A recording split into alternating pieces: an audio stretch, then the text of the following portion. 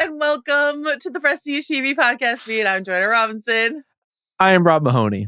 And here we are at the end of the year with an extended Rangoon cut for all of you. Prestige what a gift. What a gift, Joe. Who have been with us all year and know how fondly we cherish the Crab Rangoon moment in Presumed Innocent, a show we covered this summer. Listen, what are we here to do today, Rob Mahoney? We're here to do a lot of things. What are some of the things we're here to do? We are here to talk about the things we missed, the things people told us to cover, but we didn't. Our favorite moments in TV. Mm-hmm. Maybe who the most effective TV channels or streaming networks were this year. Mm-hmm. Is there anything I'm missing? What else we got? We got to rank our email addresses. Oh, of course. That's the most important part. It is. It's a smorgasbord of delights for you here at the end of the year.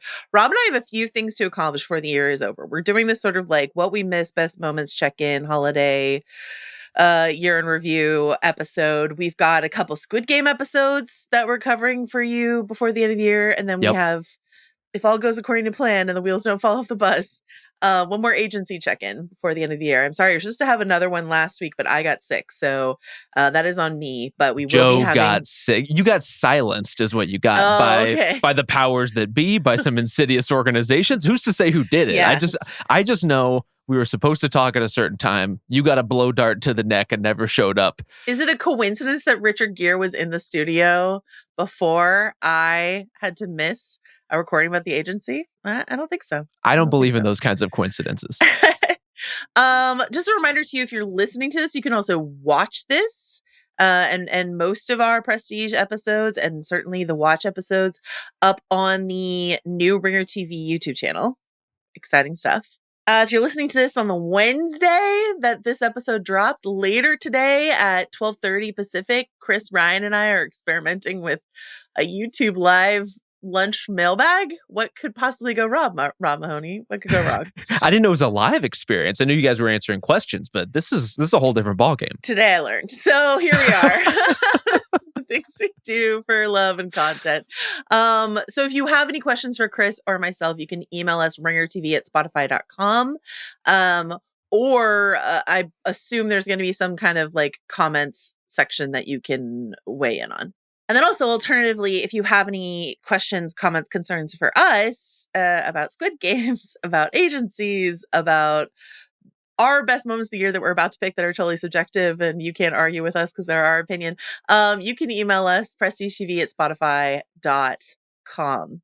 That is where all of our Prestige TV emails are now going. Rob, why are you shaking your head? It's just so weird to not be John Hamm's nipple rings, to not be Grief Cardigan, to not be Scottish Malt Carpet. Like, I'm just so used to all of these rotating emails that having one, I don't know what to do with myself now that we have one stationary home. I mean, the thing that I wonder is if in the new year we can why not both? I feel like we can still have our like fun, eccentric email addresses, but for those folks who find it too complicated, we can have the one strong, steady Prestige TV. I'm inclined to agree with you, but last week I think just in a rash moment I outlawed it and said I would not participate in it anymore. So I don't know if I'm allowed to double back on that or not. It's a new year. It's a new year, Rob. We'll find out. You can do whatever you want in 2025.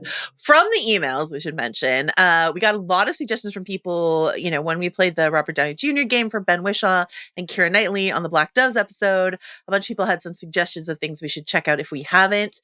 For Ben Whishaw, folks recommended checking out 2 television series, The Hour and This Is Going to Hurt. And I just want to say, with love and respect to our listeners, do you think this is amateur hour? Do you think I haven't seen The Hour and This Is Going to Hurt? But the wonderful shows, The Hour especially is one of my favorite things I've ever seen. And then for Keira Knightley, Silent Night and Official Secrets, 2 films that I haven't seen, but do both look like kind of fun. So, I will put them on the list this holiday season to check out. Thank you so much for those recommendations. In the vein of emails, for the things we missed in 2024 segment, we have drawn from your emails, our personal sort of like favorites that didn't necessarily make the cut, but are things we want to talk about anyway. And then maybe some critics list just to make sure that we're not missing any of like sort of the big things that happened this year that we could not clone ourselves and cover every single thing that happened on television this year. Rob, when you before we get into sort of specifics, when you look at this list of titles that we've collected, do you feel like this was a robust year for prestige television or a spotty year for prestige television? How are you feeling? I think it was a robust year for pretty good prestige television. A lot of pretty Yeah. good out there. And frankly, not a lot to be super passionate about. I think there are some inclusions here that are very clearly favorites of a certain kind of fan. And you can feel people like reaching out for the community that they would hope would gather and rally around their show. And because everything is so diverse right now, and because the market is so splintered, it's getting harder and harder to find those things, which I don't know about how you feel about this show, makes me even more appreciative of the very few times this year it did feel like a lot of people were watching one thing at a time or one big show at a time. It's a vanishing feeling these days. But I can feel us all, longing for a certain sense of community, which warms my heart. Well, the monoculture, bring it back. It Bring was it back. good, actually. I think the year started a lot stronger than it finished, is sort of my assessment. Some of my favorite stuff happened at the beginning of the year, and I was sort of really excited about where things were going to go, and then things got a little bit wobbly. Tell me about it. Later on, for all of us, personally, in Prestige TV, whatever you want to say. So let's get to some listener emails. Our listener, Corey, recommended the second season of Shrinking. Corey said it was great, and for extra credit, features both Cougar Town and How I Met Your Mother reunions. Cougar Town, a show I watched all the way through. I just want to put that on the record. There you go. How about How I Met Your Mother? Did you watch that regrettably all the way through? I did. How about you? Are you How I Met Your Mother? I tapered off and then checked in to rubberneck the finale a little bit. Tough times all around. That sounds right. Shrinking is a show that I liked but didn't love in its first season, and have heard good things about the second season, but nothing that's going to sort of like put me over the edge necessarily. Where are you on your Shrinking feelings? I mean, to what I was saying about just the general TV landscape, there are days that I wake up and remember that Harrison Ford is on a TV show and I am not watching it. And I'm just like not sure how to process that information. And not only Harrison Ford, and Jason Segel, and Jessica Williams, who's a favorite of mine. Like, this should be my thing. I don't anticipate me personally watching it. I appreciate the recommendation from Corey. For me, my hesitation is I usually struggle with the drama side of the Bill Lawrence dramedy formula. And this feels like it might be a little too much of that for my particular taste, leaning a little too much into its earnestness. If I'm off base on that, and you have watched Shrinking and love it, and you're out there like yelling at us. Also, I mean, I want your opinion too, Joe. But no, it's okay. You don't need my opinion. That's literally what we do here: is get specifically your opinion. You get plenty of it. I want all of the opinions as to whether this is the wrong take. But based on the footage I've seen, the trailers I've seen, it feels like this one is probably not for me. I think my general sense, and people again can email us, they know where to do so if they disagree. But like my general sense is that the second season is leaning a little bit funnier. Okay. But I could be wrong, because I think the premise is a sad one, and as we are like working our way through, it could be because this is a show based on therapy, as we're therapeutically working our way through the sad premise, hopefully we're getting closer to comedic lateness. I will say that the one person who, like, more than Harrison Ford, oddly, the one person that is really tempting me to dive into Shrinking is Ted McGinley, who people might know from Married with Children or Happy Days, and who is just sort of like reliably great and always funny. And I'm just sort of like, I kind of miss Ted McGinley. Like, I wouldn't mind having him in a sitcom space week to week. All right. Eve and TJ both recommended the TV show Rivals. Evie wrote, I was very sad that you didn't review the extremely British Rivals this year. Apart from everything else, I would be so curious to hear an American view on the absolute apex of 1980s Britishness. Jilly Cooper's novels of this era are loved by many, even those of us who are lefty, vegetarian, anti-hunting gays. Jilly is unapologetic a Tory. It's basically Jane Austen with bonking, a cast to die for, and more biting social satire and bon mots than you could stuff in a figgy pudding. Yes, we do actually consume this on Christmas Day after setting fire to it, though we call it Christmas pudding. This is a very informative email in many respects. Although I have to push back on Jane Austen with bonking. Right. Jane Austen has bonking. What? Tell me about the bonking in Jane Austen that you want to talk about. Oh, you're right. Sometimes the bonk. Well, first of all, sometimes the bonking is literal. Also, sometimes the bonking is a metaphor, my guys. Okay. Sometimes the bonking is the friends we made along the way. It's just a mere handhold. It's the mere handhold. It's the brush of a sleeve. It's exactly. So it has its bonking. It's just portrayed a different way. Listen, Rob Mahoney comes out in defense of Jane Austen as the treat we all deserve here at the end of the year. And also sometimes people are sort of like, having assignations outside of wedlock. That does happen in Jane Austen. Rivals, I did watch. Yeah. Rivals, I did talk to Chris Ryan about a little bit on the watch. So if you want like a little taste of that, it's not like a full episode, but Chris and I did get into it a little bit on the watch. This was like pure unadulterated soap, just like really, really soapy stuff that was like quite fun to watch. I wouldn't call it great television. I would call it really enjoyable television though. Evie mentioned Jane Austen with bonking. The phrase that I learned when I was doing like a little bit of research into Jilly Cooper's books and Rivals is that the book was called a bonk buster, like a blockbuster, but with bonking. And I'm like, so you would call like Bridgerton a bonk buster, 50 Shades of Grey a bonk buster. And I'm just like, wonderful phrase that has somehow gone out of our language that we need to bring back. What was the last great bonk buster movie? It's a great question. It's a real dry spell for these sorts of things. Like I guess anyone on the TV front, absolutely. I was gonna say, like, is anyone but you a bonk buster? No. Then that's we're like a missing sex something. Comedy. Yeah. So it's got to be more steamy than funny. Yeah. Okay. I think so. Rivals, extremely soapy, extremely British. David Tennant, Danny Dyer, like a bunch of just like a wild assortment of Brits in this show. Had a great time with it. Everyone is a Tory. Even the good guys are Tories. That is true. We're in Thatcher's England and everyone's a Tory. Fascinating.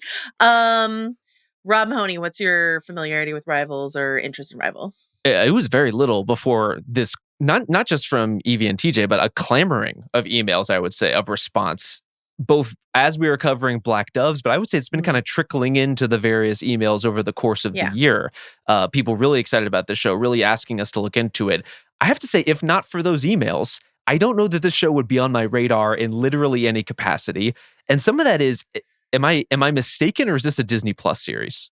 I saw it on Hulu, but you can obviously watch it on Disney Plus. Yes. And apparently, like in the UK, it was just on Disney Plus. Like, the way, because their Disney Plus is even more. No, now I guess here in the US, everything's on Disney Plus. Anyway, yes. So it is a Disney Plus, but it's also just a Hulu thing as well, I think. I think it just flew under the radar for me, but it makes sense that you have seen it. I mean, you are the most British American person that I know. So I don't know. You're pretty close, Ron. No, and there's Chris. You and Chris are on a different level. Like I'm not BritBox level. There's tiers to this stuff. Okay, do you and BritBox, bro? Is a good question. John wrote in about 2 shows, one of which I am ashamed that I haven't seen, and one that again I watched the first season and haven't caught up with the second season. So John wrote, hi guys, love your show. I think almost everyone I know is unaware of 2 fabulous Max shows. John, let's just call it HBO. We don't have to kowtow. We can call it HBO. My Brilliant Friend and Somebody Somewhere. The latter reminds me a little in tone of Better Things, another frequently ignored but classic show that still resonates with me. Would love to hear you touch upon any combination of these shows. Rob, you brought up My Brilliant Friend recently on the video we did with Chris. You want to talk about that a little bit? Well, yeah. I mean, especially thank you, John, for the opportunity. John himself, my brilliant friend, I have to say, for teeing me up in this particular way to talk about a show that, as you said, Joe, you're not necessarily caught up with. To be frank, I am not caught up on the most recent season. That is something I am embarking on shortly. I cannot recommend the first 3 seasons of the show enough. And I have tried at various points in the show's run to even drum up some enthusiasm in the Ringer Slack. I'm like, is there any hive at this company for My Brilliant Friend? Crickets? An occasional pipe, like maybe one person in the DMs being like, actually, I am the brave soul watching My Brilliant Friend with you. I feel like a Kate or a nobody? Okay. It's really not. And tough, dry out there. Okay. Flummoxing to me, because this should be one of the biggest shows on TV. It is gorgeous. It is sprawling. It is one of the most well-drawn friendships I've ever seen in the medium in any kind of series. My Brilliant Friend is so fucking good. And it also brings to mind for me, in this most recent season, we're getting yet another time jump within the show. Are we in a golden age of time jumping on TV, Joe? You got My Brilliant Friend. You have Say Nothing, which we praised the actor parallels that they were able to drum up for that. House of the Dragon, obviously. Yellow Jackets, obviously. I gotta say, I think we're doing this stuff better than maybe we ever have before. I love that. I hadn't thought of that as a trend, but I think that's really smart. My Brilliant Friend, again, I said this on the video that we did. I don't know why I never got into it. I think you're gonna love it. I know. I think I'm one of those people that, like, if the book exists, I feel like I should read the book, and then I just never got around to reading the books. Then I never watched the show. I like how we are exactly opposite in this particular way. No, I will not be reading the books. All due apologies to Elena Ferrante, but you know what? I have nothing but admiration for the show. And I will say, as far as recommending the show, I want to say one structural thing that I really admire about it, which is it's the story of these two girls who become women who are kind of like lifelong friends, frenemies. It's complicated. There's stuff going on. There's political intrigue. There's a lot that happens, but it's mostly tethered to one of those two girls and later women, but in a way that is like can be very judgmental. I think a lot of shows have that problem where when there's one point of view character, you are tethered to their perspective and everything that they do feels right. You have all of the understanding, all of the justification. Yeah. I promise you, you will love and admire and hate and loathe and respect and be jealous of basically both of these two people at varying times in their lives and friendships. And the way they oscillate is just unlike anything I've ever seen before. Now that's going on my to-watch list along with the Keira Knightley movies that I haven't seen. It's dangerous asking people for recommendations on the internet because very much so. They're often great. Somebody Somewhere, which went up on a really high on a lot of critics' lists this year, is a show on HBO that I really enjoyed the first season of, and again, just haven't gotten to the second season. Bridget Everett and Jeff Hiller play these sort of like mismatched, outcast-ish type people who find common cause and friendship in the like very sort of small town that they live in. And I was trying to think of like how to pitch this to people, how to pitch this show to people. And I was like, it's like if you took Schitt's Creek perhaps and brought it to Sundance, and it was like just a much indier, realer, gritty, but not gritty in a bad way. It's just very gentle, very uplifting, very funny. I know you talked about like sort of that Bill Lawrence drama. I don't, but it's not like earnest. Earnest can work. I think it all depends on the product. It all depends on the tonality. There's some things that are so earnest and I love them. Schitt's Creek is actually one that for me just like never quite clicked into place. I think my problem with that show is that it starts off in such a meaner place and then gets into this like feel good earnestness that, if you ask me, it doesn't feel particularly earned. It's just like a dramatic tone shift in the middle of the show. But something like this, and I think The Better Things call out is a good one. Like that is the kind of dramedy I can really appreciate. Something that's a little bit tighter, that's a little bit more focused, that and frankly, with all due respect to the things Bill Lawrence does well, like I just don't think that's his best speed. And Somebody Somewhere, along with a show like Better Things, are the kind of show that we really want to exist. And actually, at this point in Warner Brothers' strategy, I'm surprised still exists. So that's on me for not supporting season 2. I would like this kind of show to keep existing. So I will add it to my list. We do have an entire week off. You can't imagine what I can accomplish with an entire week off of podcasting, how much I can chip away at my list. But yeah, Somebody Somewhere is a show I'd recommend, even though I am a season behind. Anne wrote in to recommend Pachinko, which along with My Brilliant Friend is another show I think that you brought up on the video pod we did with Chris, or maybe Chris brought it up. But that was actually a Chris. Yeah, Chris brought it up as one that I believe he cited wanting to catch up with Pachinko in the new year. I took this recommendation very seriously from Ann, and I think the My Brilliant Friend comp is a good one as far as these sorts of like cross-generational, cross-decades, like personal epics. International, absolutely, which appeal to me on a pretty deep level. I put my money where my mouth is on this one, Joe. Like I took this recommendation, and I have begun my journey. I've officially started my pachinko watch. Granted, I'm literally one episode in, so I'm not patting myself on the back too hard. But long journeys begin with single steps, There you go. I'm already hard hooked on this show. Incredibly impressive right out of the gate. Seems like exactly the kind of thing I would be into. And honestly, when season 2 came out, I remember we were looking for a new release around that time. Yeah. And it was one that I hadn't seen season 1. There were some other promising shows that we were engaging with. Like disclaimer. Only the best here on the Prestige TV podcast. Some mistakes were made. Maybe the wrong Apple shows were prioritized at certain points in the calendar. But this is one I would like to remedy, and one I really want to dig in hard, because the production value, the cast, the scope of the story that they're trying to tell, like the kind of personal story that's really about everything is something that really is my speed. Shogun star Anna Sawai, I know, is in the cast. Is she there from the jump in episode 1, or is this something we get to wait for? So she's not on screen in episode 1, at least as far as unless she's lingering in the background somewhere. But this is also across 4 generations and multiple timelines. So maybe she's probably just yet to be met in one of these workplaces or villages or whatnot. Okay. And then last but not least, on the listener front, we got a handful of recommendations of shows that seem a bit more genre focused. The question is what is prestige? That's a great question. Please tell us. You know it when you see it, I guess. A lot of the genre stuff we do save for Ringerverse or House of R. Though there are exceptions, of course. We've covered Yellow Jackets or The Last of Us over the Prestige feed. So you'd be forgiven if you're what belongs where? It's a great question.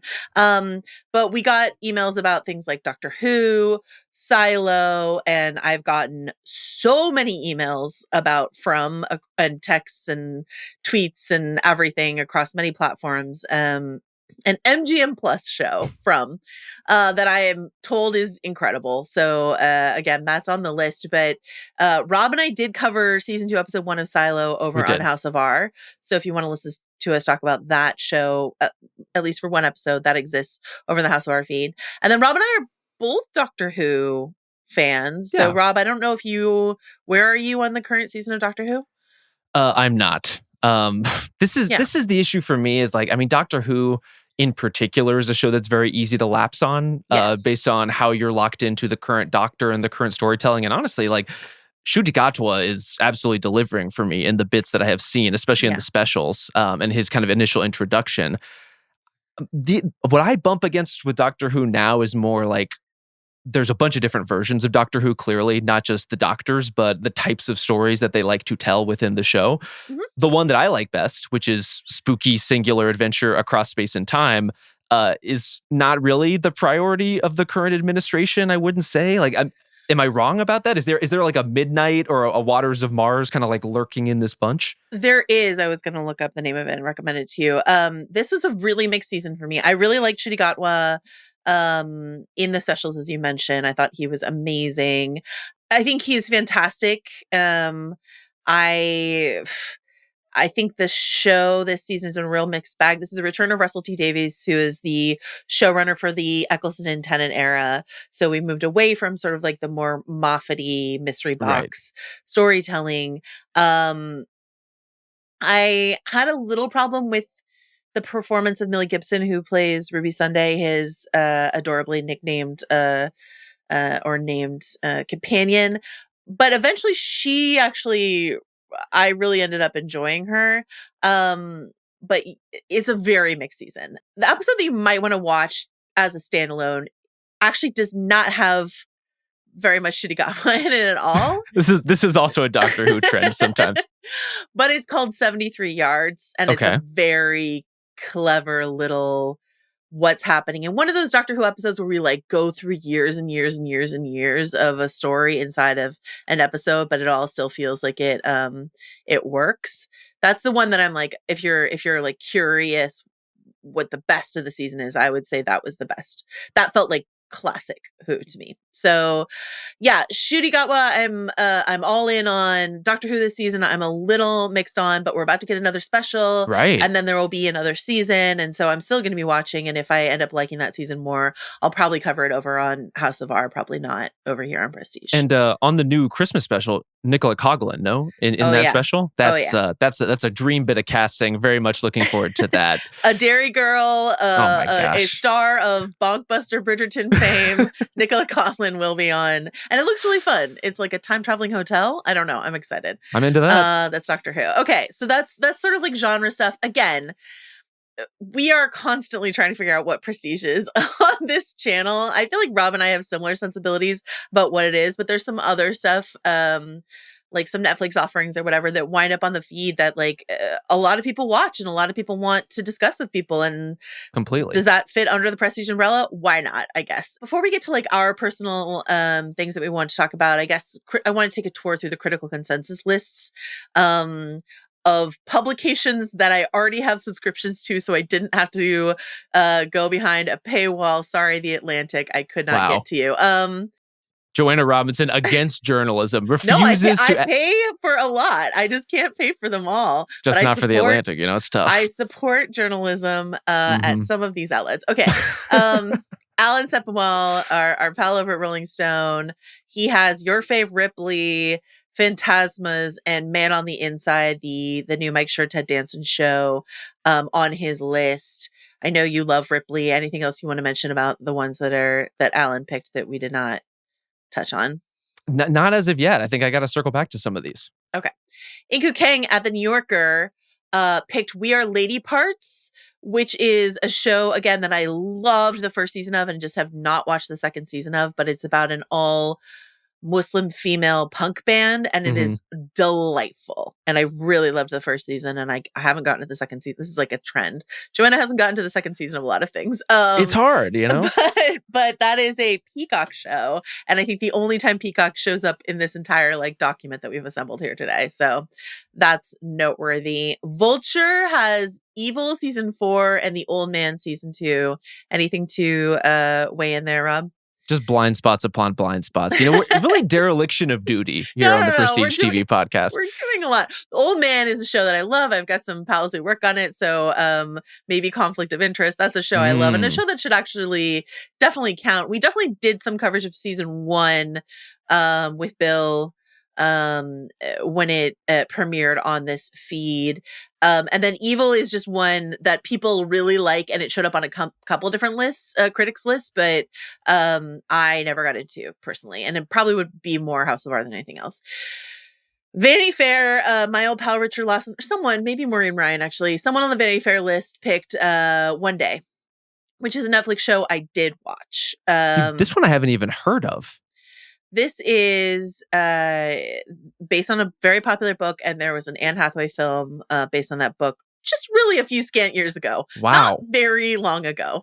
But I think rightly, the premise of the book is this is a story of, it's sort of, I think they're definitely chasing normal people here. It's a story of friends who have romantic tension over the course of their life, and you check in with them on the same exact day like every year. So St. Patrick's Day. we the Arbor watchers. Day. What day is it? Don't keep me waiting, Joe. What is it? Definitely Arbor Day. Okay. We the listener, we the viewers are trying to like scrambling for where are we now? Are we fighting? Are we friends? Are we in love? What are we doing? It's good. I would say that Leah Woodhouse, who is the male lead, who was also in White Lotus season 2, is like tremendous. Like I thought it was like a Paul Mescal worthy like announcement of what a young actor can do. So One Day is one that I would definitely recommend if folks haven't checked it out. Good to know. And then my pal Dan Feinberg at THR had nothing we hadn't already covered or wasn't covered on this list. So that's what the critics have to say. Without further ado, listeners, thank you for your contributions. Critics, thank you for your watchfulness. Rob Mahoney, what did we not cover that you want to make sure we talk about on this end of your podcast? I just thought this show, and this episode in particular, was not quite British enough yet. We can fix it.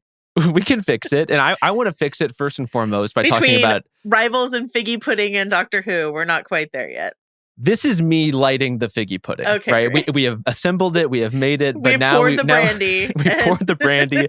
Okay. Everything is ready to be flambéed. Okay. with Taskmaster, specifically Series 17 is the one that I want to highlight, which I think... That's how you know Rob pays attention. He said series, not season. He knows. The Taskmaster lore is very complex, and people, I have to say, get very persnickety about what is ultimately a very silly competition show. But I love that people take Taskmaster so seriously, even though in this case, it seemed like reception for the season was pretty divided. I think it didn't have the fullest chaotic energy of what Taskmaster can be.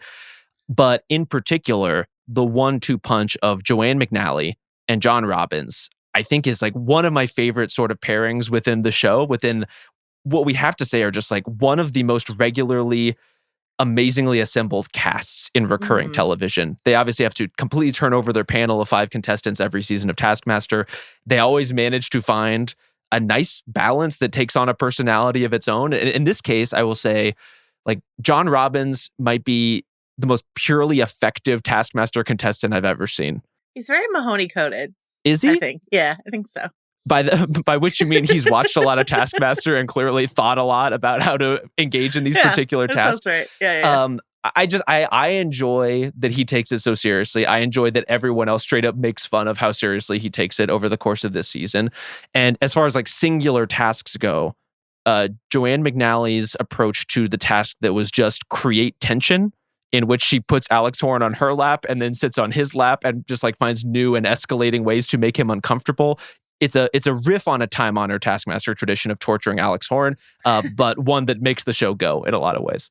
Have you caught any of the Taskmaster Junior that's like currently airing? No. Are you aware of this? No. You just made eyes. Oh my God. There's a junior, and follow-up question, is that legal? Are you allowed to do this to children? Please brace yourself. It is hosted in the Taskmaster chair is Rose Matafeo. Wow. And the Alex Horne is Mike Wozniak, who's one of my all-time favorite players from Taskmaster. That's a wonderful duo too. And Mike is Mike's dad, so he like knows how to like deal with kids. So he's out there on the tasks. My understanding, I've only watched clips, I haven't watched full episodes. My understanding is they have different 5 kids for every episode, so it's not like they're not, enduring the long-term burden that is Taskmaster. It's just like, it's pretty cute because the kids are just making fun of the host essentially. And they're just taking it, and that's pretty charming. I love Taskmaster. If folks haven't watched it, this is, I don't even know how to describe it to you at all. It's like Survivor meets something else with clever little puzzles and games. We got a question about this for the mailbag that I'm going to do with Chris, so I will be going more into, someone asked me like my favorite season or my favorite players or like whatever. I will definitely be getting more into talking about Taskmaster on the mailbag that is happening later today if you're hearing this episode. But yeah, I loved this season. I think Joanne McNally was wonderful. Really, really good. And yeah, I mean, like every season of Taskmaster is can be hit or miss. But I usually find there's more hit than miss. And there's always just like, if you stick with it, just like the person that you first think is like, why is it on this show winds up being the most delightful thing you've ever experienced. So yeah. What else do you want to talk about? Rob, I think let's hear one of yours, Joe. I want to know what you're bringing to the table. I will yes and you and say, I've been, as I mentioned on the video that we did with Chris, I love a British panel show. I watch them for comfort on YouTube all the time, and you can watch all of Taskmaster on YouTube. I used to have to like freaking bootleg that thing, but now anyone can watch it, and that's great. But I've been wondering, why is it so hard for Americans to capture what is so fun about a British panel show? I'm like, surely we can be as smart and witty as they are, can't we? Anyway, there are 3 things on right now that I think kind of get as close as I've ever seen. Probably the most well-known is After Midnight, which I think is wonderful. I think is so fun. Have you checked out After Midnight at all?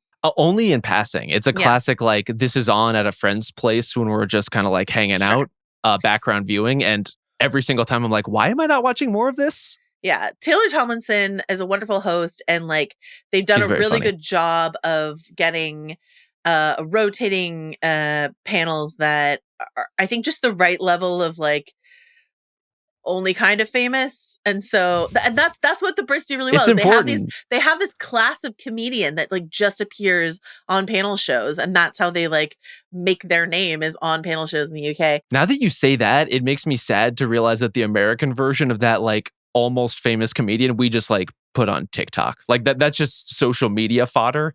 Right, and otherwise we don't really know what to do with them. And what I will say is that After Midnight like draws from the TikTokers for sure, but also and another thing in that vein is Dropout TV, which is a non-traditional. It came from the people who were working at College Humor. College Humor shuttered. Now they have Dropout TV, and Dropout TV is just wall to wall. It's a subscription, and I just like resisted for a really long time. I was watching clips, and then I just like said F it and got a subscription, and it's the best decision I've ever made.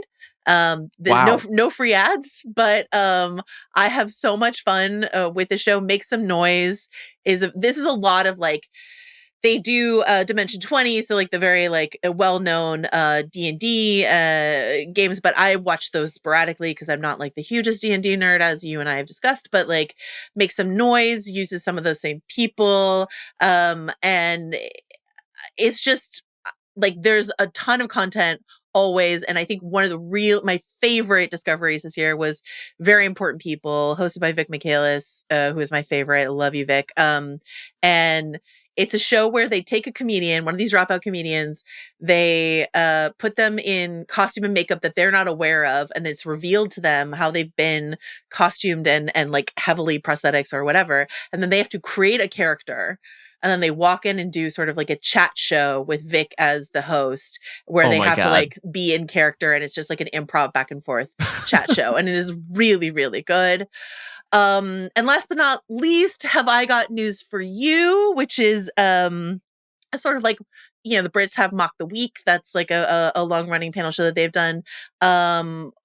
Also, there's a UK version of Have I Got News for You, but the US version hosted by, this is from CNN, but I think you could find it on, I want to say Hulu, but Roy Wood Jr., Michael Ian Black and Amber Ruffin are like the mainstays, and then they've got rotating other panels where they basically play games around the news of the week, and I think it's wonderful, and I just think we're getting closer and closer to that magical cracking British the panel show energy. So this is what I've been doing instead of watching season 2 of a lot of great shows. Rob Mahoney, what else is on your list? Joe, I would like to talk about a show that was covered on the Prestige TV podcast, but not by us. And in particular, I want to talk about The Bear. And really, I just want to get one take off, like a singular take, because it's very important to me to get this on the official Prestige TV record, because I love Van and Charles, who covered the show for us. I think they did a great job rifling through, let's be honest, a really stilted season of The Bear. I don't think it's going to be anyone's favorite season. Yeah. But Kai, I need you to roll the tape on what they said about the 8th episode of the season, which, if you don't remember, was called Ice Chips. Like, as a piece of art, in a vacuum, the episode is beautiful. But in terms of my enjoyment of the show, I'm like, what are we doing? Charles, Ice Chips sucks. Yeah, all right. I was trying to do the like very like TV critic. I know. Like he was just like, come on, keep it real. They tried it didn't work. My guys, this is an insane take. Wow, I did not know that we were throwing other prestige hosts under the bus, but here we are. Only when it's new called tradition. For. Love it. Let's go. We're airing grievances Okay. this week on the Prestige TV podcast. Prestige feuds. Okay, go for it. This is beef I feel comfortable starting. This is, not only does Ice Chips, which, if you don't remember, is the episode where Natalie goes into labor and out of desperation has to have her mom accompany her to the hospital. Not only does it not suck, like, it's just one of the best episodes of The Bear. So the idea that we're throwing it under the bus, I can't stand by. I had a really, again, like, I am kind of twisting in my seat, like, not sure what to do with this season overall, like, not having a good time with where this season of The Bear tried to take us and the feelings that it tried to get us to sit in. This episode, though, I think locates something so precise in terms of a mother-daughter relationship. And it just like needles it for the better part of an hour. But most importantly, and something that maybe the season of The Bear could learn from, it lets up mercifully a little bit at the end. It lets like a little bit of air back into the room. And for me, it was just like one of the most tense and surprising episodes that I saw on TV all year. So I needed to correct the record for the Prestige TV audience that, Vanna Charles, I love you. You were very wrong about Ice Chips. What if I told you that I didn't really like Ice Chips? Sorry, Van and Charles and Joanna Robinson, you were all very wrong about Ice Chips. Okay, thank you so much. I'm gonna hit you quickly with my other two, and I will say I've already talked a lot about Interview with the Vampire. But since you had an individual episode on your list, I just want to mention that I thought the Interview with the Vampire season 2 finale, Van and I covered a little bit of Interview with the Vampire season 2, but like the Interview with the Vampire season 2 finale is one of the best things I've ever seen in my life. And I just don't know how to better encourage people to watch this show. I have already heard from people after I recommended it on our like episode with Chris that people have started it and they're loving it. I've never heard from a person that they've started it and haven't loved it. Season 1 is on Netflix. You can watch it anytime. The season 2 finale was just like an absolute masterclass of a lot of things coming together and a really emotional sort of crescendo for some of our main characters. And I just thought it was one of the best things I saw on television this year. All right, you got one more on your agenda here, Rob Mahoney. Also one that we talked about on kind of our binge concierge pod with Chris, which is Ripley, the aforementioned, featuring, popping up on many year-end lists for good reason. Yes. Speaking of a little bit of cringe, or I think in this case, like a little bit of just like discomfort, like it is a breathtaking work of discomfort. I did not think I needed a retelling of a story that's already a great movie. This isn't an Anne Hathaway one day situation. This is a great movie that's in the canon. This isn't a classic Anne Hathaway one day situation. We're literally gonna start to referring to all remakes as an Anne Hathaway one day situation. They totally one dayed it. You know what I mean? Oh my God. Can you believe how they Hathaway that thing? Yeah, they really did. But if you're gonna do it, this is how you do it, which is the tonality of the movie is like in a lot of ways almost too glamorous for the story that it's trying to tell. Like it's obviously, if you're not familiar with The Talented Mr. Ripley, like a story of great opulence, of spending money abroad in lavish, specifically Italian, but really across Mediterranean locations. It's a great like travelogue kind of twisty narrative. Within the thriller, you can just enjoy like beautiful Italian vistas or beautiful Mediterranean vistas. What the show presupposes is like, what if you did all of that, but also made you feel really uncomfortable the whole time? And I think especially if we're going to make a show about like a con artist, basically a compulsive liar, how do we emulate that like very specific unsettling feeling when you know someone is lying to you, but you can't prove it? And what if we just made the whole show feel like that all the time? I don't know how they did it. Like, I don't know how they keep the line that taut for that long. But I think Ripley is an incredible achievement. I recommend everyone check it out. Warning, it is black and white. I guess if that's a warning that you need in your life, but it's a beautifully shot show. Yeah. And Andrew Scott is phenomenal in it. Yeah, as he is in everything. Thank you for that. Thank you for your Royal Tenenbaums reference. We will now move on to ask the very Bill Simmons-esque question. Who won the year? Who won the year in Prestige Television? So we've assembled the main streamers here, the shows we covered, the shows Prestige covered, and the shows we sort of missed. So like, hopefully this is capturing everything that people consider Prestige Television. And I'm just going to sort of like read them out for folks to listen to at home and contemplate as we sort of determine for ourselves who we think won the year. So starting with Netflix, you and I are about to cover Squid Game and Black Doves. The channel as a whole covered Baby Reindeer, Nobody Wants This, Bridgerton, Eric. Shows we missed: Ripley, Man on the Inside, One Day. Okay. Apple, as you know, as we've already commented on, we were really Apple pilled this year for a stretch of the year. Rob and I covered Presumed Innocent, Bad Monkey, Slow Horses, and Disclaimer. Apple is feeding families on this feed. Nobody else on this feed covered an Apple. We are the Apple kids. No one else covered an Apple show. And then shows we quote unquote missed: Bad Sister season 2, Shrinking season 2, Pachinko season 2, Sayles season 2. So that's what's going on Apple. HBO shows we covered, you and I: True Detective, Shows that Prestige as a whole Well, covered. refer to it by its given biblical name, Joe. True Detective: Night Country. Thank you. They really Hathaway'd that one. Shows the Prestige feed covered. Penguin, Hacks, The Jinx, Ren Fair, Industry, Sex Lives of College Girls. Shows we quote unquote missed: Somebody Somewhere and My Brilliant Friend and Phantasmus. FX shows you and I covered: Shogun, Fargo, Say Nothing. Shows the feed covered: The Bear and Clipped. Shows we missed: What We Do in the Shadows. Showtime, this is the last one. Showtime and Paramount. Shows we covered: The Agency. We're still covering it. It's happening. We are. Shows the Prestige feed covered: The Curse. That's something Fantasy and I did, and Yellowstone. And shows we quote unquote missed: Evil, Lioness, Landman. Basically the whole what Andy has called the Taylor Sheridan days, which is maybe the best thing that Andy has ever said.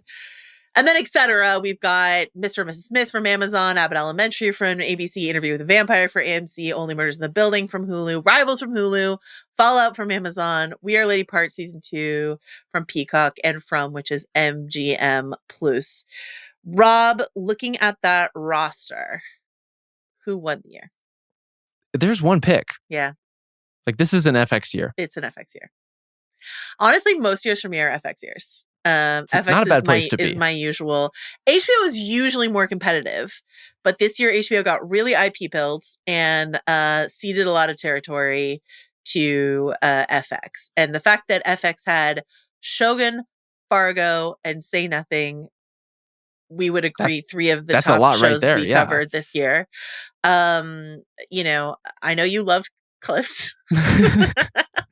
Well, see, here's the thing. You joke. I did not love Clipped. I know. But even that, which is like a docudrama about a sports scandal, also takes big swings about like race and capitalism. So it's like even the things on FX that don't work, there's stuff in it to chew on. And then at the top of the card, it's just many of the best shows of the year.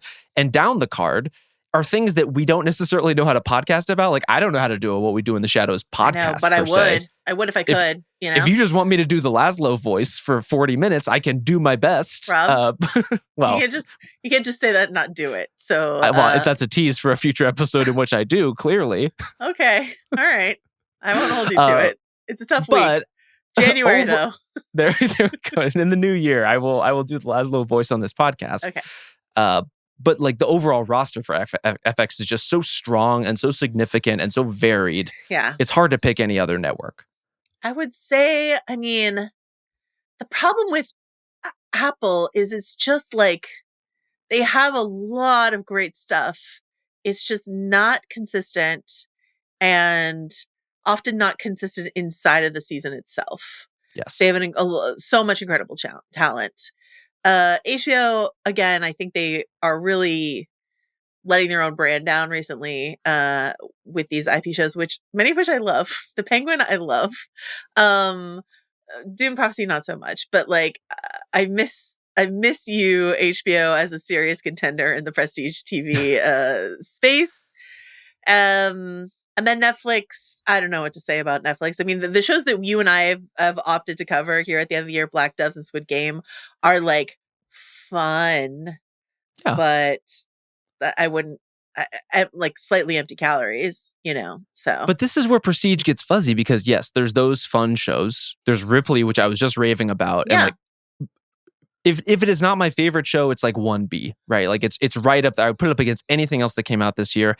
And then if you want to go through the rest of the shows that came out on Netflix this year, it's just true to the platform, probably some of the most watched things in the world, or at least in the United States. And so, there's a definition of prestige where we're talking about Baby Reindeer on this feed. Like, nobody would shut up about Nobody Wants This for weeks upon months. Like, these are shows that lock into people, even if they're not always great individual products. Yeah. And similarly, like Showtime, Paramount, these Taylor Sheridan shows are the most popular shows in the country. They feel impossible to podcast about because I don't know. I mean, I don't watch them, but like I get like mini podcast dispatches from Mallory about them, but like I would not know how to cover a Taylor Sheridan show on a podcast. And so like for our purposes, I will say in terms of quality, and then like shows that like have so much meat on the bone. Shogun, Fargo, and Say Nothing. Actually, I don't think there's a competition. These were like the three most enjoyable shows for me to talk about with you on Definitely. this feed. Just in terms of like things we could say, themes that were there, ambitious swings, all of that sort of stuff. So yeah, FX, you win. I'm gonna start keeping track. We'll do this again next year if we're all still here next year. Oh, okay. Just 2 more segments to go on this sort of like supersized end of year podcast from us. We're rolling. Ranking our prestige TV emails. As we mentioned at the top of the show, we have maybe retired or maybe just sort of like sharing space with the various Here's how we eat the tail. Email us at prestigetv@spotify.com if you want us to continue making arbitrary emails we did get an email relevant to our future shows. We did get an email from a listener who was like, well, look who ran out of emails. I was like, okay, that's rude. Okay. Anyway, here are the prestige TV emails that we, and by we I mean mostly, I feel like I started it and then Rob just like really ran with it. Oh, I seized on the bit, Joe. You really did, and I love that for you. Okay, for Slow Horses we had Ours Time the Pope. For Disclaimer we had Grief Cardigan. For Fargo we had John Hamm's Nipple Rings. For Shogun we had Top Nuts and Man Buns. For Say Nothing we had Nun Bank Heist. For The Agency, we had Tip Top in the Pink. We still do. We're still covering The Agency. For True Detective, Yellow King SpongeBob.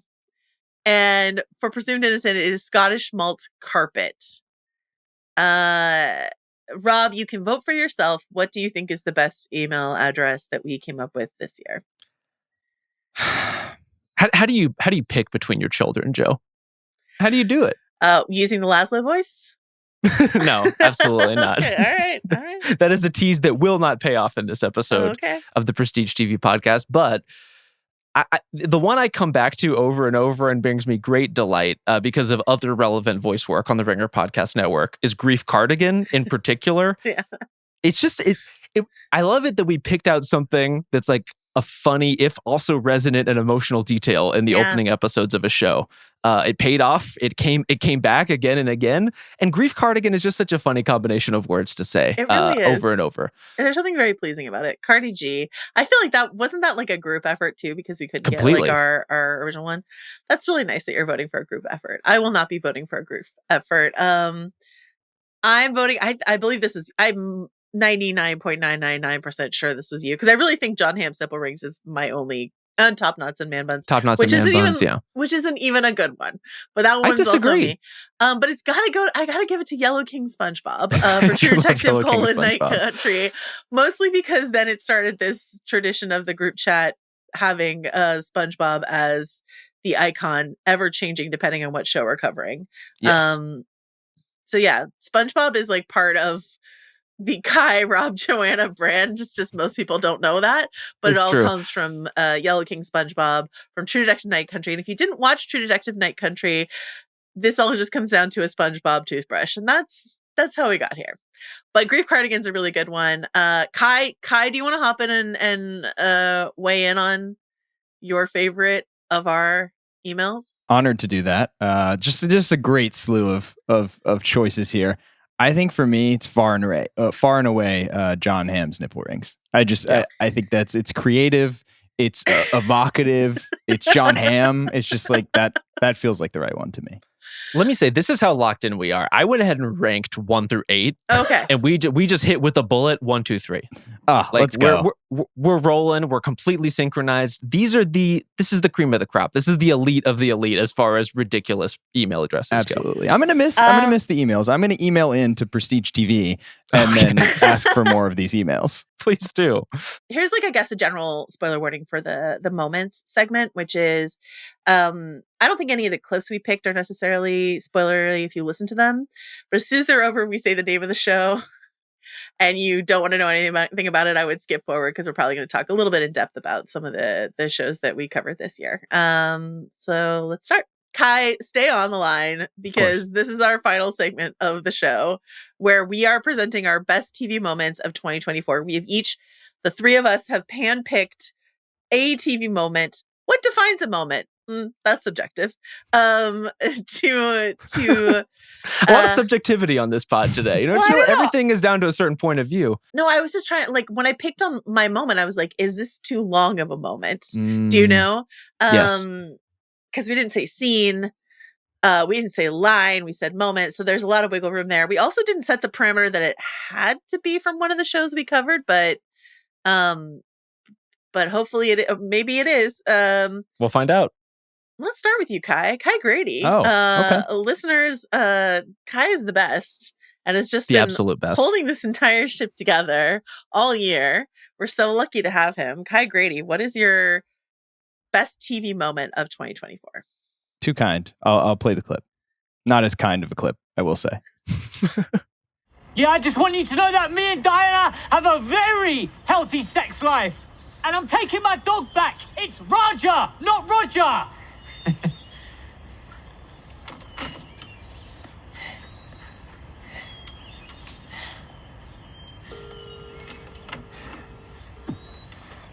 Yeah, Vin. Yo, It's Rish, hi. Rich, say Merry Christmas. Merry Christmas, amigo. Yeah, you got my 200? Yeah, I have your 200. Nice. Yeah, I was thinking, Yeah. let's put 50 of it on your tip. Yeah? You know I'm good for it. You manned up. No, I like your conviction. And I've got a feeling. A great feeling, like fate is shaving her just for me. Just an absolute slime ball. Our favorite slime ball on industry. That was Rishi. So I honestly, I chose this for a few reasons. I think chief of which, never got to get y'all's takes. This is your chance to get your industry takes off. So would love to hear them. I think that it's also just like this season for me was like when it took the leap from like really good to great. And I think that this episode specifically, White Mischief, episode 4 of the new season, basically like his uncut gems, as a lot of people have put it, was just like their ability to take a character on the periphery like Rishi and just put him center stage like that. It's again a sign of a show that's becoming great to me.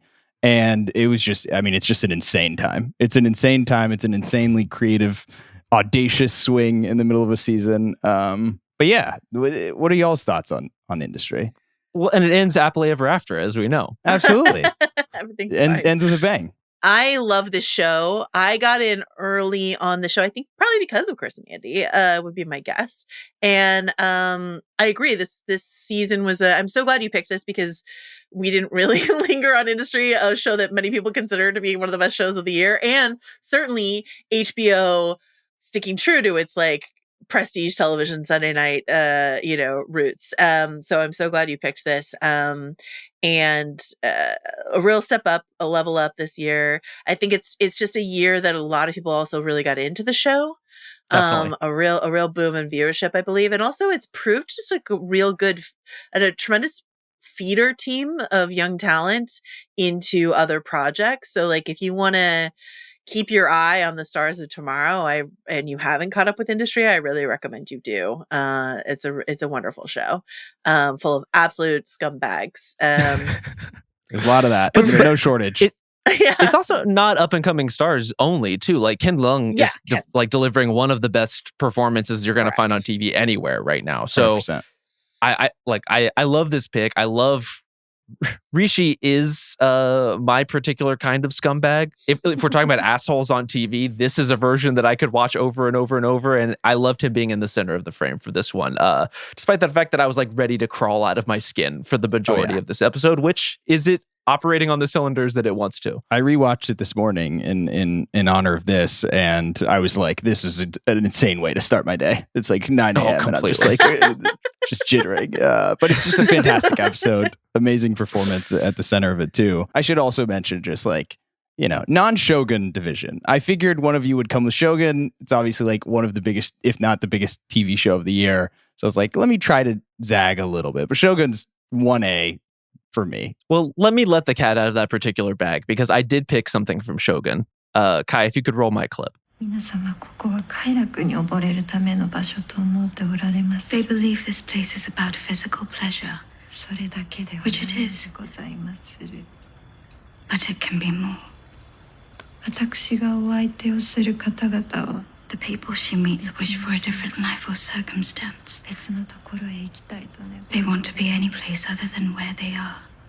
私はかような望みを叶えて差し上げております I offer you relief from this and safety to create one perfect moment that you wish to inhabit completely. あなたのその目で欲しいものをご覧なさいます You heard Marika. One perfect moment. It's in the fucking line. This is, of course, Ladies of the Willow World, episode 6 of Shogun. In particular, the tea house scene. In particular, the perspective and tone shift as we get Mariko going from translating for Lady Kiku to embodying and delivering that line. And genuinely something that as it was happening in real time, I gasped at my screen. Yeah. And like that is the power of this kind of moment. Like I think for as twisty and scheming as Shogun can be, it never had me wrapped around its finger like this. Everything just completely slowed down for this episode and these scenes in particular. All the peripheral plans like fade away, completely fade out.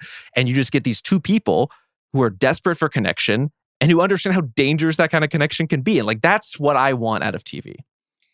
I also assumed that Rob would pick Shogun, so I didn't pick Well, Shogun. I'm happy to deliver. I'm glad you did. Well, it would have been a travesty if all three of us were like, someone else will pick Shogun. I know that Chris and Andy are going to be doing some Shogun stuff before the year is out, and Rob, you had said like, well, that's not necessarily what I would go with. And so I was really excited to try to figure out which part you might pick for this. And I didn't know if you would go with like something from our babe Fuji or your guy Yabushige or something like that, but this is the perfect pick. And I want to say I love working with both of you guys so much. I think you're just the absolute best. Covering Shogun with you guys is one of my favorite things that we did this year, any of the years that I've been here at The Ringer.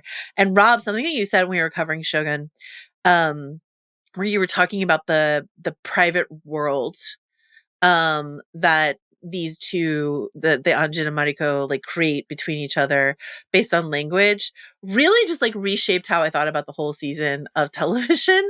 And it's an incredibly kind thing to say. Thank you. It's just true. I just really like talking to you about story. And so you picked a perfect sort of encapsulation of that, of like everything just blurs away for these two people, but then there's like so much danger inside of that as well. It's a great pick. Yeah, I think the way Shogun overall like turned translation into something that could be captivating and dramatized, and like the act of what is being expressed when and how is just a marvel of what you can do on TV. And for me, this episode and these sequences, like you're getting the ace kind of like set design that Shogun had all season. You're getting the like eclipsing camera work where Kiku is like slowly disappearing behind Mariko as she's delivering this. And yeah, like Anna Sawai, we mentioned her earlier as for her role in Pachinko, but like completely layered and captivating in what she's delivering here for exactly this kind of reason. Like this is a translation scene that reads like a heart-racing action sequence to me. So great job, Shogun. Please continue to make great TV. I have no idea what season 2 or the future of the show is going to be or be about, but I will be seated for it. Okay, Rob, knowing that I did not pick something from Industry or Shogun, do you want to take a guess as to which show I pulled from? I think you're going to do the Paul Rudd Conan bit and just rerun Crab Rangoon again. The fact that it was at the top of the episode means I did not pick Crab Rangoon, but I did think about it. Are you sure? I contemplated it. Joe beat me to it because I was going to pick that as mine as a bit, and then she sent the clip, and I was like, tough.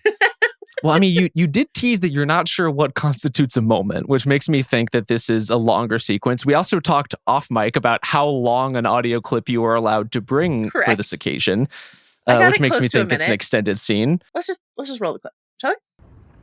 A man's flesh was taken. Now £1 is required in return. There you go.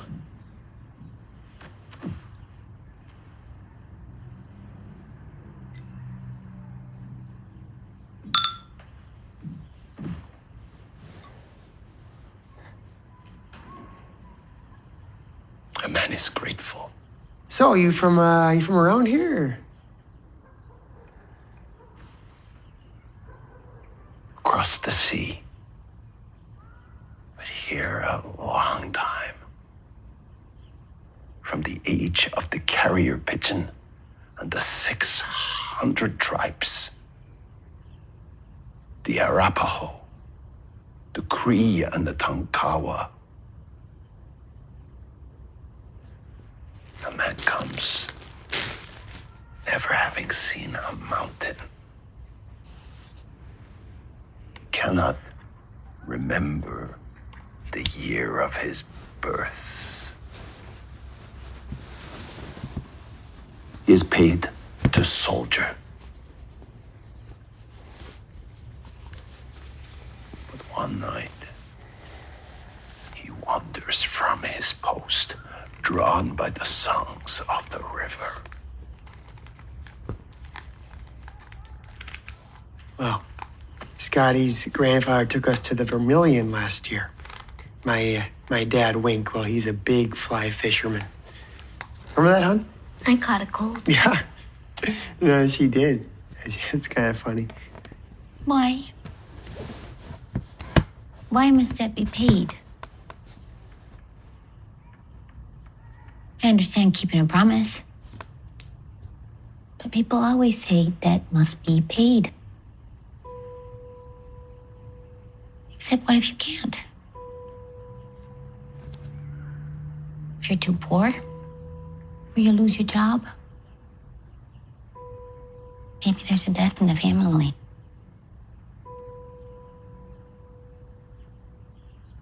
Isn't the better thing, the more humane thing, to say that that should be forgiven? Isn't that who we should be?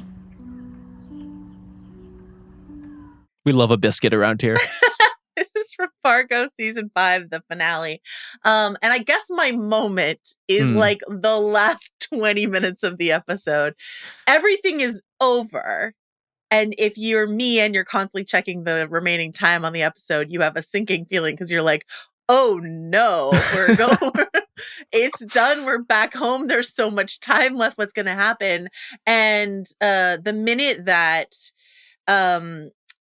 Ola Munch, played by the great Sam Sproul, shows up, Dot comes home and he's sitting there in her living room and you're like, oh no, am I watching the kind of show where this is going to end with Dot and Wayne and Scotty, the Lion family, like completely massacred at the end of the season? Is that what I'm watching? Like, Fargo is a very bloody universe. Is that's what's going to happen? It can be a very morally bleak universe as well, as this is what's going to happen. Spoilers for Fargo, a tremendous season of television.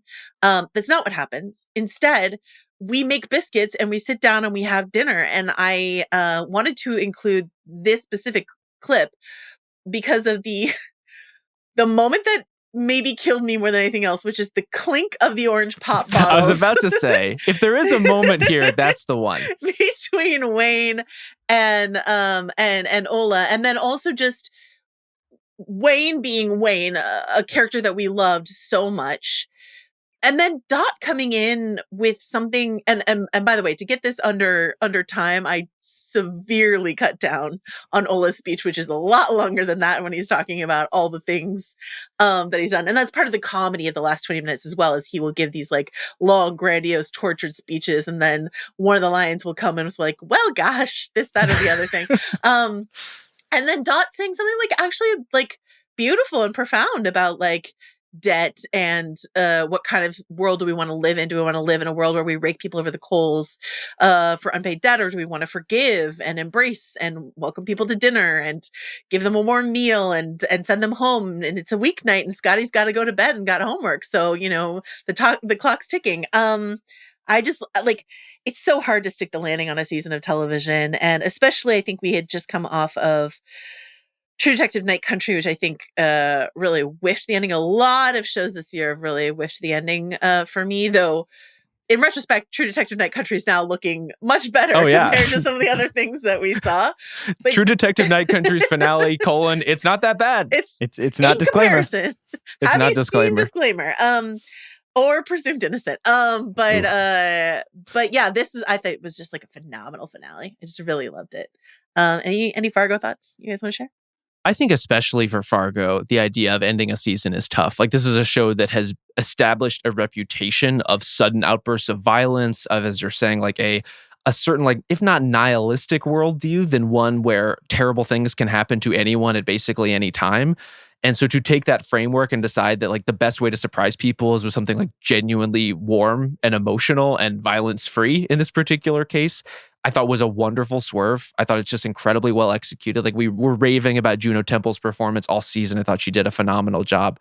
But Sam Spruill, like, his presence in that episode and his menace is as important to anything as far as the execution of those crazy monologues and this sort of like unhinged balance of that dinner table that you put some Bisquick biscuits on it and like all of a sudden this starts to make some kind of sense. Like, that is an act of magic in itself. Yeah. Kai, any Fargo thoughts? While it wasn't my favorite show that we covered or even covered on this feed, I think that goes to Shogun and Industry. I think it was like one of the more fun shows to cover in a lot of ways. And so I figured that both of you would recognize Fargo and Shogun. So I'm very glad that paid off. Excellent. I'm glad we were exactly as predictable as we all thought we were. As excited as I am that Lamorne Morris won an Emmy for this and he's great and should have an Emmy, I think David Rysdale as Wayne Lyon is one of my favorite performances of the year. I just think he was so good and so under the radar funny. I just had the best time with this show. I had the best time with Fargo, with Shogun, with Industry, with you two. With disclaimer. With asterisk. With our with our listeners. So thanks everyone for tuning into the Prestige feed this year. And we'll be back with Squid Game. Yeah, we'll see you in the Squid Games, I guess. We'll see you in the Squid Games and at the agency. And Prestige TV at Spotify.com. Bye.